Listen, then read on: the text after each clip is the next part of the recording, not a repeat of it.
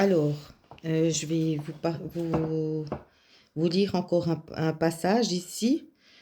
C'est la parabole du semeur. Je ne vais pas toute vous la raconter, mais je vais vous lire un passage qui me tient à cœur.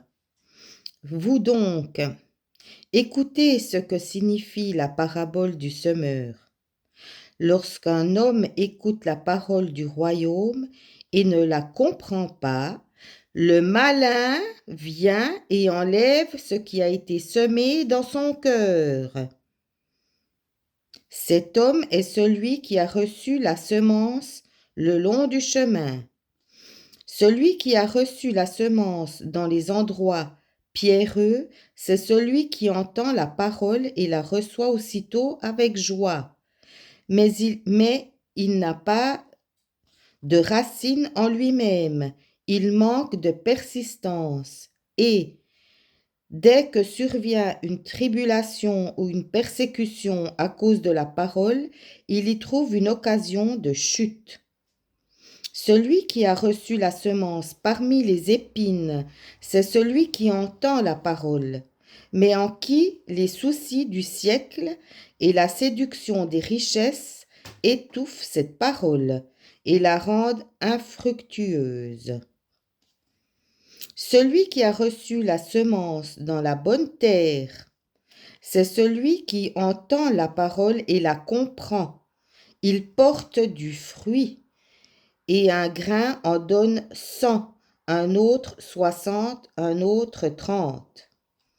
Il leur proposa une autre parabole et il dit, le royaume des cieux est semblable à un homme qui a semé une bonne semence dans son champ.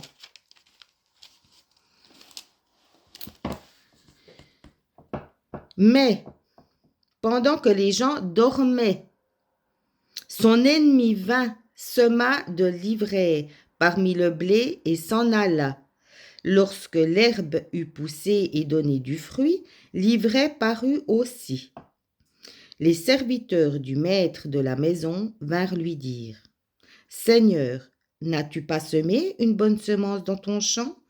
D'où vient donc qu'il y a de l'ivraie? » Il leur répondit, « C'est un ennemi qui a fait cela. » Et les serviteurs lui dirent, « Veux-tu que nous allions l'arracher? » Non, dit-il, de peur qu'en arrachant l'ivraie, vous ne déracinez en même temps le blé. Laissez croître ensemble l'un et l'autre jusqu'à la moisson. Et à l'époque de la moisson, je dirai au moissonneur, arrachez d'abord l'ivraie et liez-la en gerbe pour la brûler, mais amassez le blé dans mon grenier. Voilà. Alors, moi, ce que j'ai compris, c'est que heureux celui qui écoute la parole du Seigneur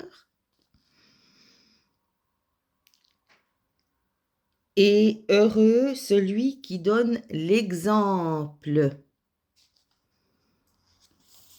Parce que c'est pas le tout de parler de la parole du Seigneur, mais il faut agir aussi selon la parole du Seigneur.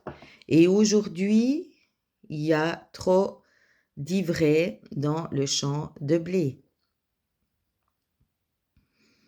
Voilà, il y a des gens, ils veulent faire croire des choses alors que c'est des ivraies eux-mêmes.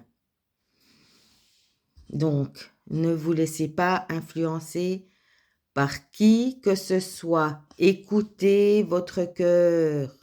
Écoutez, c'est lui qui a raison. C'est pas celui qui parle de X, Y, Z. Comme je l'ai déjà dit, n'écoutez personne, même moi. Par contre, ouvrez les grands livres, que ce soit la Torah, la Bible ou le Coran. N'écoutez personne d'autre à part ces 3 livres. Voilà. Et puis si vous avez des Moi, je sais pas, moi, il me semble quand même... On a tous un ressenti, ou bien vous êtes tous des endormis. Je sais pas, moi, quand on vous raconte quelque chose, il doit se passer quelque chose à l'intérieur de vous pour vous dire, mais qu'est-ce qu'elle raconte? C'est tout faux? Ou qu'est-ce qu'elle raconte? C'est juste. Alors, si ça vous paraît juste, vous ouvrez le grand livre. Si ça vous paraît faux, vous ouvrez le grand livre. La vie, elle est simple quand on la comprend. Bisous.